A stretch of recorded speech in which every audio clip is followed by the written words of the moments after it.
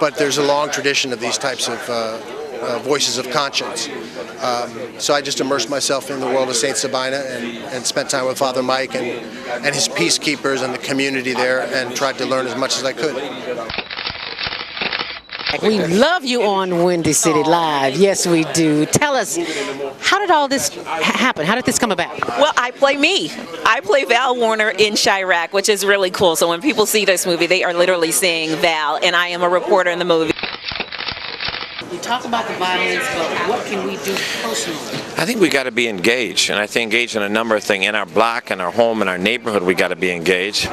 We got to fight the issues. We got to fight a government that is abandoned, you know, whole communities on the south and the west side.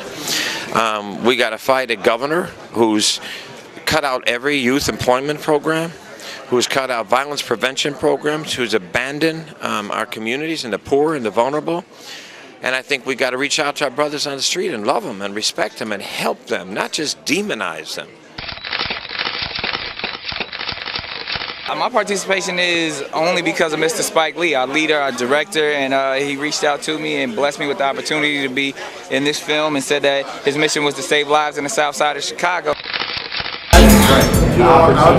I'll just say like this. First of all, give you the history of coming to Chicago and telling my jokes as a young cat. I'm 37 now. I started about almost 15 years ago. Elroy taking me under his wing, let me do some jokes here and there for the radio stations and all that kind of stuff.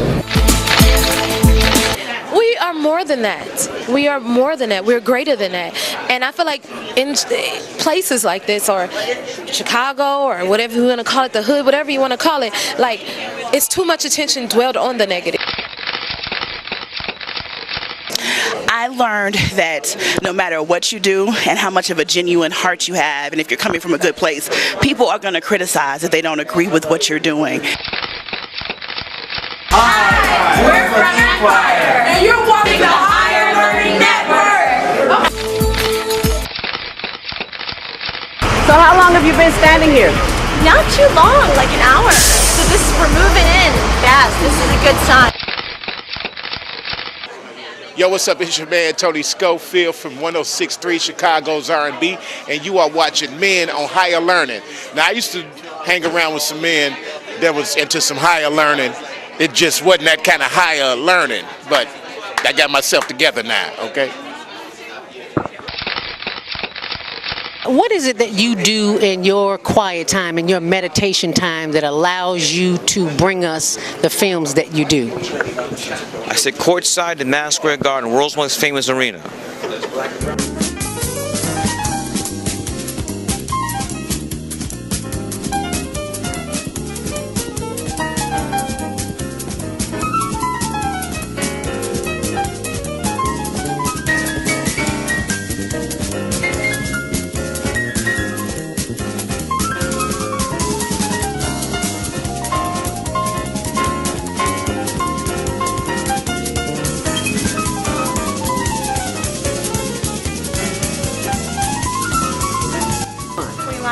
And you're watching ZTV on the Higher Learning Network.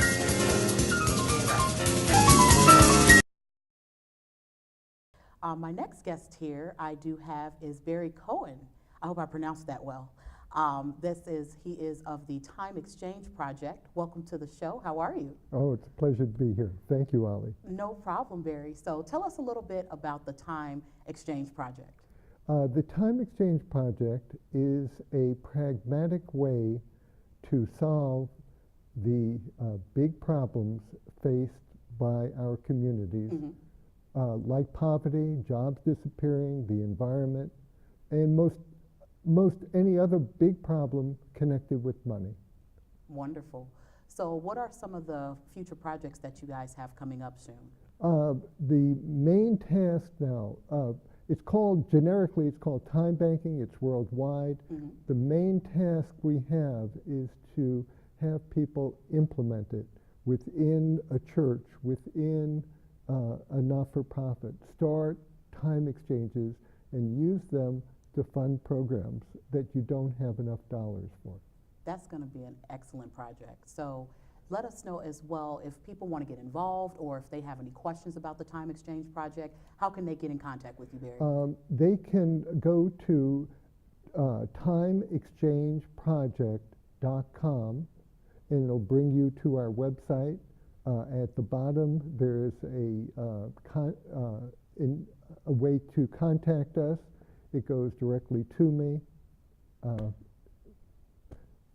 Awesome. Yeah. That's great. Well, remember, you guys, you can reach out to Barry at timeexchangeproject.com.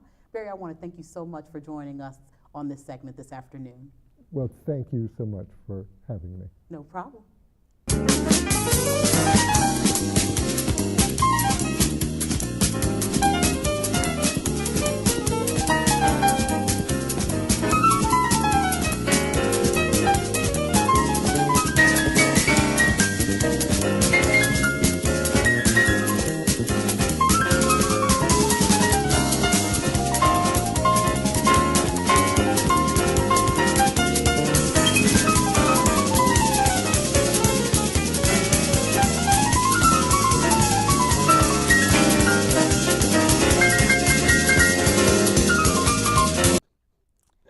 Everybody, welcome back.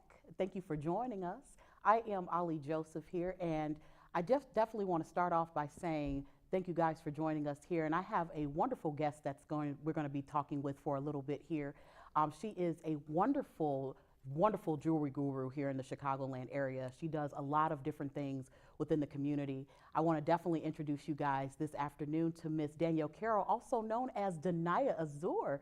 Well, how's it going, Denaya? Hello, hello. How are you? I'm blessed. And yourself? Doing wonderful. I definitely appreciate you joining us this afternoon. So, of course, we've known each other for a very long time. Yes. It's about 15 years, right? Yes. I was like, oh my gosh. Absolutely. So, of course, you started Denaya Designs for You, which is an awesome, and of course, you guys, you see I have some of that jewelry on today. So tell us a little bit about how you came up with the concept of Denaya Designs for You. Well, I grew up as an entertainer. So the name Denaya, the brand, actually started when I was 10 years old and I was belly dancing. And my mother is a belly dance choreographer as well as a costume designer. So the piece that you see I'm wearing, this is a Nazaré Azur Dazzler. Beautiful. That's Nazaré Azur. So I've been around beads and everything forever. And in 2008, my uncle asked my mom to make a necklace for him, and I was like, when did you start making jewelry? And she's like, I've been doing it forever. Have you looked at any of the pictures that, from when you were a baby? I was like, oh, you made that stuff. Pretty cool. So she started making some stuff, and I was like, well, I want to try it. So I tried it. And the funny thing about this whole situation is June 8th is actually the official anniversary of Denaya Designs for You. Awesome. So, this is so crazy, and I never celebrated it. I'm like, this is the perfect way to do it. That is awesome. Well, of course, congratulations and happy anniversary to you. So, of course, all of your designs are handmade. Yes. So I just want to let everyone know that all of her designs are handmade. So what is it, when it comes down to design and style, what is it that you look for when you create each and every individual piece? I look at what's going to look good on camera because I work with a lot of entertainers and a lot of models. So it's really about what's gonna pop, what's going to make you stand out. What's going to, when it comes to entertainers, what are you going to be able to wear on stage and keep it on? There you go. I actually call some of my pieces and make sure that they're quote unquote Yaya proof. Because my girl Yaya, who's an amazing singer, she was wearing some of our pieces and she was like moving her head around all crazy, and I'm like, this is not designed for that. I hope it doesn't fall off. So now we have like a test to make sure that everything is Yaya proof. So we know that when an entertainer goes on stage, their earrings are going to stay on, because that's the biggest pet peeve, to see somebody's earring fall off on stage. Absolutely. And I definitely have to say that just being able to have this pop, you guys, it definitely, her designs does pop. So just let us know as well, like how we can keep in contact with you. If people want to get some jewelry done from you, custom made, how can we keep in contact with you? Absolutely. You guys can follow me all over social media at Denaya Azur. Awesome, awesome. Well, thank you so much for joining us tonight. We greatly appreciate it. Thank you.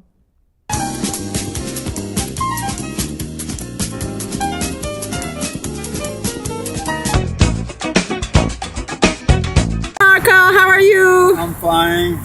I know. I hear the good news about you've been on the program with the Higher Learning Network, how to reverse your type 2 diabetes. Tell us, how is that working for you? From here, they're working fine right now. Your numbers last time you went to the doctor was what? The first time that I went to the doctor was 10 10.2. 10.2, that's high. Now it's 7.1. 7.1, that is great. And why is that? I've been drinking the juice that the Higher Learning Network told you about? Right. I call it the beet drink because it's red and all you see is beets. Oh, that's right. And how do you feel? I'm feeling great. But you also exercise too, which that's a key element. Yeah, that's the key. You gotta do a little bit of exercise every day. Okay, so what do you do every day? I'm jogging a little bit. You jog? Yeah. Oh my goodness. Something that I've been able to do for a long time.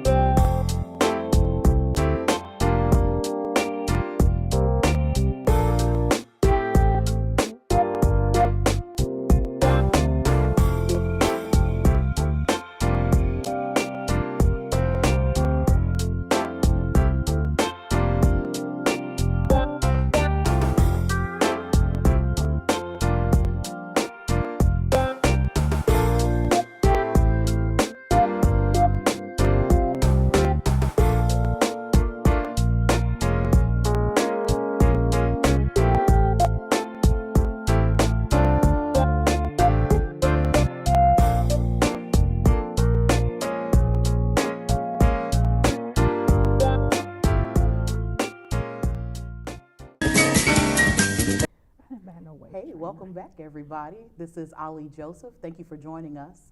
And my next guest here is definitely another wonderful friend of mine. And for all of you that are out there wondering and having questions about starting your own business and becoming an entrepreneur, this is definitely the segment that you want to turn into.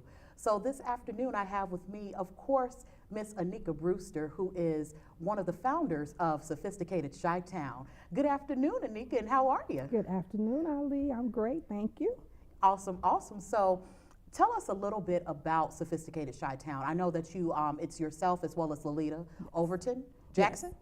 Okay, Jackson. So tell us a little bit about that and how you guys came up with that concept for Sophisticated Chi-Town. Okay, we came up with the concept in 2013 while we were sitting in entrepreneurship certification class, actually. Awesome. Mainly because we were kind of tired of the Chirac moniker that was going on at the time, and wanted to develop something that would gain more interest to our city, which of course at the time we were doing some blogging or whatever, but it morphed into small business development because it's one thing that we both enjoy.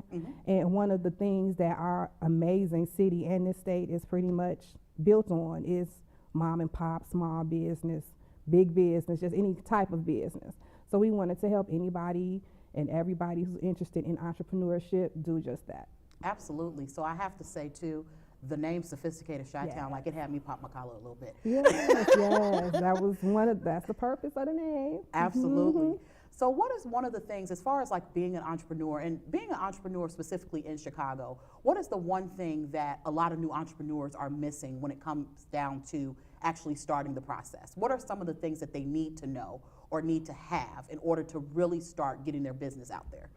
Okay, well, above and beyond anything, you definitely have to have a plan for your business, i.e. your business plan. Absolutely. So, I mean, even if you've been baking cakes in the kitchen forever, selling them, making a little money, doesn't, you have an entrepreneurship quality, you have an entrepreneurship mindset, but you're not the total gamut of entrepreneur. If you're looking for some money, you need a brick and mortar online, whatever the case is, especially if you're going to start looking for funding, you have to have that business plan.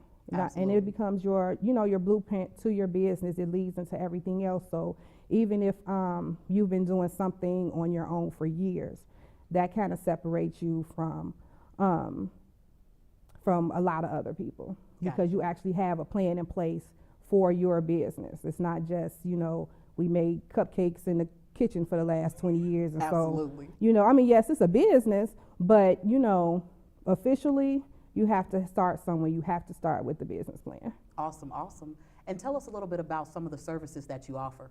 Okay, well, we have, first of all, what we do is we start with a small business assessment. And that's, it's free. It's a 30-minute assessment where you answer some questions for us, which leads into a consultation. The consultation will, tell you what type of services you need. We do coaching and consulting. We also do some other business activities. So we help you from beginning to end with your business plan. We do different type of community events, like we have a mother-daughter tea. This year is going to be in celebration of the family, so we can include the men of our families, our sons, husbands, fathers. Absolutely. We do community events also where we collect school supplies and donate them to a school we choose every year. As far as services, we can pretty much help you out with any and everything from concept to concrete, which is kind of like my tagline. Oh, I like that. That's Concept to concrete. How can we be of service to you? Yes. So we go beyond your grand opening and your launch. If you need some help doing some type of video stuff, we work with somebody who does that, photography, bookkeeping, any type of tech thing, that type of stuff. We have services for that too. So each package that we do is customized per client. So no two people have the same. All right. So, and it's a mix of coaching and consulting also. So we don't split the two. Awesome. It overlaps. So it's myself and my business partner, Lalita. So we knock it out together. And how can you let us know, how can we keep in contact with you? And if someone wants to get services, how can they reach you? Okay, we have our Facebook page is at Sophisticated CT. Our website is, it's really long, I'm sorry, sophisticatedchytownllc.wordpress.com. And our office number is 773-599-1043. Awesome, awesome. Well, thank you so much for joining us this afternoon, Anika. Thanks for having me. Awesome, thank you.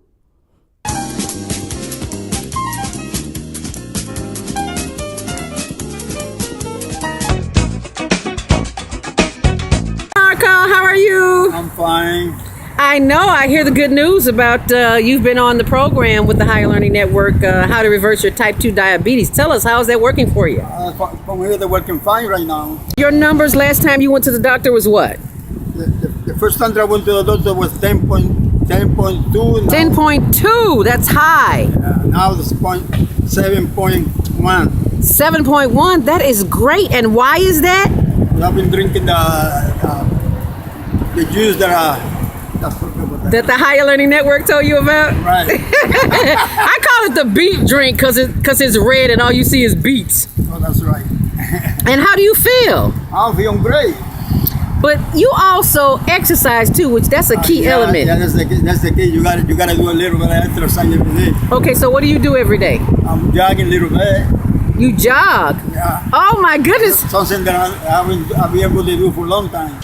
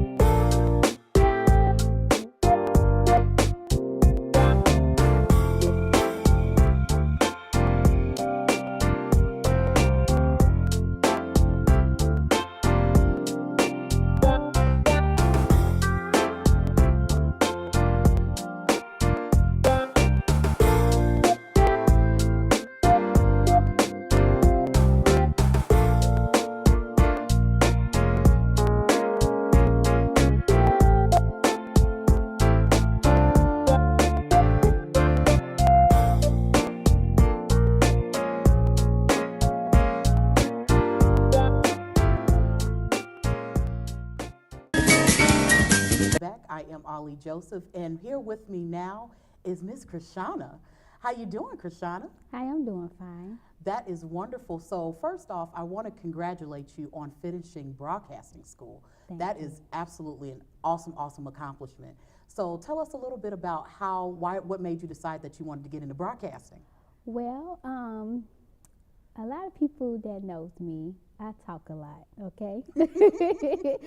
So I was like, when I first got to Mississippi Valley State University, I actually wanted to do journalism. And then I was like, that can expand out more with doing broadcasting because I would actually like to be on television. Oh, nice. You have to see this face, you see? I love it. So, you know, I actually thought long and hard about switching my major. And once I thought about it, I was like, I made the great decision, you know, because I can be into radio, I can also do television, you know, and also still be a journalist in the midst of doing everything because you have to write out certain things anyway.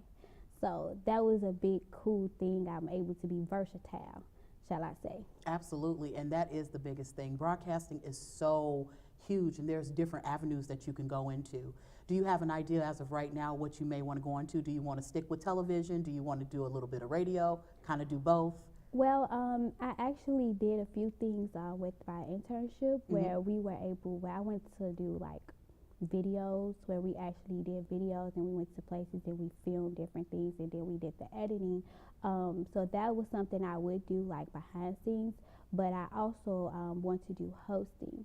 I do want to host shows and be able to interact with the different people that will come onto the show, just to really have that experience in that portion. And I also do want to go into the radio just so I can be well-rounded, you know, as well. Well, definitely, we are super excited to see that face. I could just see it shining all over. And thank you so much, Krishana. I greatly appreciate you coming on and just sharing your experience with broadcasting. And congratulations to you once again. Thank you so much.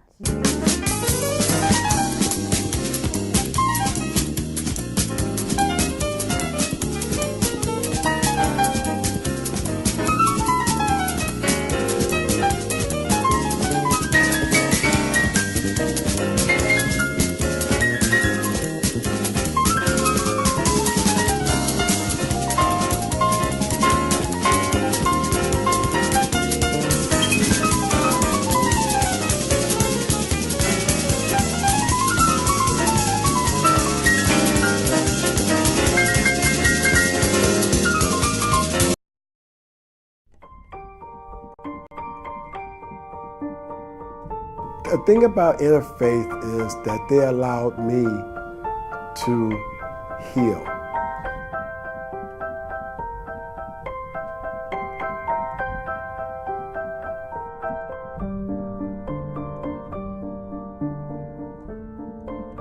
Imagine if you were being discharged from the hospital to the street, what would happen to you? You would either end up dead or back into the hospital system. Interfaith House is a recuperative center for those individuals who are coming out of the hospital system. So instead of recovering on the streets, they can recover here at Interfaith House. We provide services so they can heal, they can rebuild their lives, they can renew their spirits to get to the next level. The face of homelessness isn't what you necessarily would think. There are many people that are homeless that have careers, that have families, master's degrees, doctorate degrees. We don't have any idea how many people are just one paycheck away, one day away from being homeless. Yeah, I have 20 years in the mechanics business. And then one day I had a seizure. Woke up in a back of an ambulance, and I was on my way to Metro South on Blue Island. After I was discharged from the hospital, it's a little over a month later, so you're evicted and all your stuff's gone. It can just happen to anybody, anytime, out of the blue. Primary services that Interfaith House provides is a safe place to heal, food and shelter, social services, medical services, so that whenever they leave Interfaith House, they're not going back out on the streets. Instead, they're rejoining society again. We don't discharge unless they're well and they have stable housing. It's amazing to see somebody that when they walked in the doors, they didn't have a place to live and they had no hope at all. And when they walk out of the doors here, they have their life back. There's no other organization of its kind in the state of Illinois. The staff is fantastic. You could say that each one of them is the glue of this place because they just have a tendency to care. On any given night, there's about 600,000 individuals in the U.S. that are homeless. There are homeless people who are ill and injured on the street. That's every day. They have no place to go. There is a great need for this place. I do have hope. You know, right now, today, at least I'm smiling. You know, I am smiling. And I'm doing things that I thought I'd never do. I don't know where I would be at if I didn't have inner faith. It's there like an angel watching over you. I put down my deposit and my first month's rent. I'm leaving Tuesday, April 1st, and that's going to start my new life after inner faith.